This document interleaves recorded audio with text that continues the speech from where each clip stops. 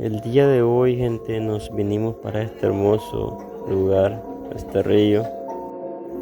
Vinimos con mis amigos, gente, a tirar las atarrayas y a ver si cazábamos un poco de pescado, gente. De repente aparecieron estos hermosos caballos, unos caballos salvajes, gente, que es algo peligroso.